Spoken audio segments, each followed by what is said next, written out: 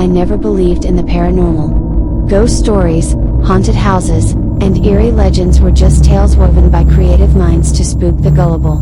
But that all changed the night I moved into the old Victorian house on Elm Street. From the moment I stepped into the creaking mansion, an unsettling feeling enveloped me. The air was heavy, as if each room held its breath, waiting for something. Ignoring my unease, I began unpacking my belongings, dismissing the strange noises as mere echoes of the old house settling. As the sun dipped below the horizon, casting long shadows across the room, I lit a few candles and decided to retire early. Lying in bed, I felt the eyes of the past on me, the weight of forgotten secrets that clung to the walls. Just as I was about to drift into sleep, a soft whisper pierced the silence. "Help me," the voice murmured, barely audible. My heart raced, and I sat up in bed, searching for the source of the sound. The room was empty, the shadows dancing playfully on the walls. I convinced myself it was my imagination playing tricks on me, but the chill down my spine persisted. The following nights were no different.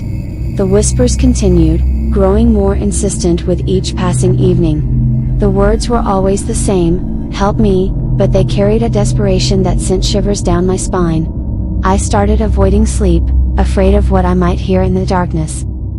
One night, unable to fight my exhaustion any longer, I succumbed to sleep.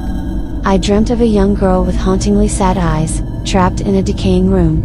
She reached out to me, her voice a mere echo in the wind. "Help me." Waking up in a cold sweat, I decided to unravel the mystery behind these whispers.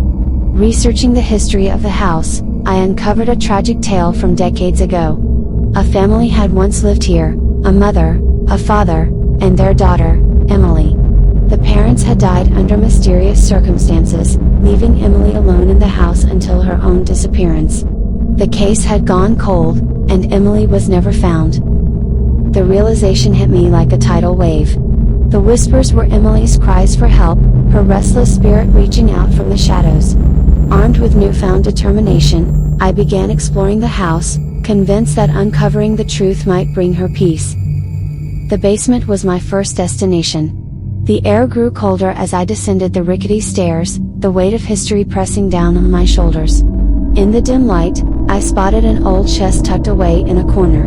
Inside, I found a journal, its pages yellowed with age. As I read Emily's entries, a sense of dread settled over me. Emily's words revealed a life of isolation and torment. She had been shunned by the townsfolk after her parents' deaths, accused of being cursed by the house. She wrote about hearing whispers in the dark, feeling a presence that seemed to watch her every move. Her fear and loneliness were palpable in the inked words on the pages. Determined to help Emily find peace, I turned to the local library for assistance. There, I discovered records of a long-forgotten ritual that could potentially release trapped spirits. Armed with the information, I returned to the house, determined to put an end to the haunting. The ritual was complex and required items I had to search for across the town. With each item I found, the whispers grew louder, more desperate. It was as if Emily knew I was on a mission to save her. As I lit the final candle and chanted the ancient words, a gust of wind rushed through the room, extinguishing all the flames. In the darkness, I heard Emily's voice, clear and strong, for the first time. "Thank you," she whispered, the words tinged with relief. And then, silence. The air felt different, lighter, free of the weight that had hung over the house for years. The whispers were gone, replaced by a profound stillness. I knew that Emily had found the peace she had longed for. In the days that followed, the house no longer felt haunted. The once oppressive atmosphere had lifted, as if the very walls exhaled a sigh of relief. I knew that my mission had been a success, that I had helped a tormented soul find solace. Looking back, I realized that my skepticism had been shattered by the very entity I had doubted. I had gone from a skeptic to a believer, a witness to the power of the paranormal. The experience left me with a deep respect for the mysteries that lie beyond our understanding and a reminder that even in the darkest corners, there can be light.